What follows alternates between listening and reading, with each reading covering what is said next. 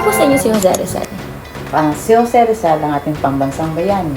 Namatay siya para sa kalayaan ng ating bayan. Si Jose Rizal ang ating pambansang bayani dahil kahit nasa oras ng kahirapan at kagapitan, nagpakita siya ng katapangan hindi na sa pamamagitan ng dahas kundi sa pamamagitan ng pagsulat.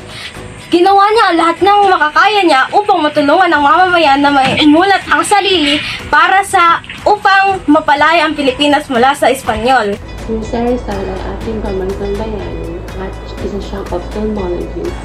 And ang mga natutunan ko sa pelikula is madami, napahayag naman ng mga nagawa nito lahat ng kailangan. Thank you. Good afternoon everyone. Ako po si Andre Inigo Longboy, 21 years old. From College of Agriculture dito po sa LSP sa Nunuang Campus. Ang reaction video ko po tungkol sa kay Dr. Rizal na napanood ko.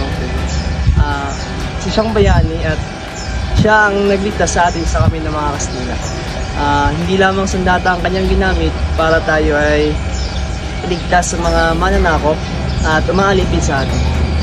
Ginamit niya rin ng kanyang talino upang tayo ay maligtas. Yan lang bro. After ko napanood ng video, mas lalo akong mga sa ating pambansang bayani. Kasi nung bata pala siya, nagbubuli rin pala siya. Pero nagsumikap siya sa kanyang pag-aaral hanggang nanguna sa kanyang klase.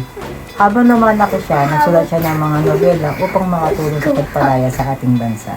Napanood mo na ang short film namin na ginawa about formal schooling at Binyan and Ateneo ni Rizal. So, ano na ngayon para sa iyo si Rizal? Para sa akin, nung pinag-aaralan pa namin si Jose Rizal, ang akala ko naging madali lang pagpasok niya. Wala sa kanyang nang-aapi, siya yung laging mataas ang marka sa klase. Hindi ko inakalang marami din pala siyang pinagdaanan sa buhay. Hindi ko akalaing madalas pala siyang paluin ng kanyang guro dahil sa munting pagkakamali.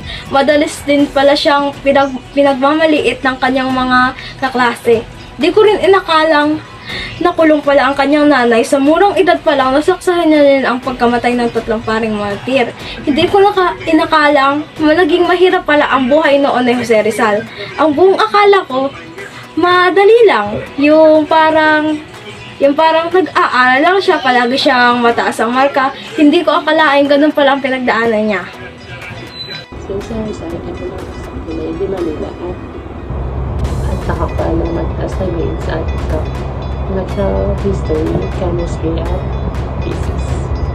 Rizal, ang buhay ng isang bayani.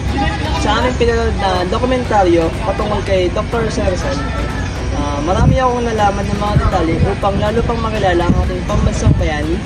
Hindi lamang kung paano siya tumulong may sulong ang nasyonalismo ng Pilipinas, maging ang personal niyang buhay na talaga namang papupulutan na aral. Aking nalaman na pinagdadaanan ni Rizal ang mga problemang pinagdadaanan din ng isang normal na tao.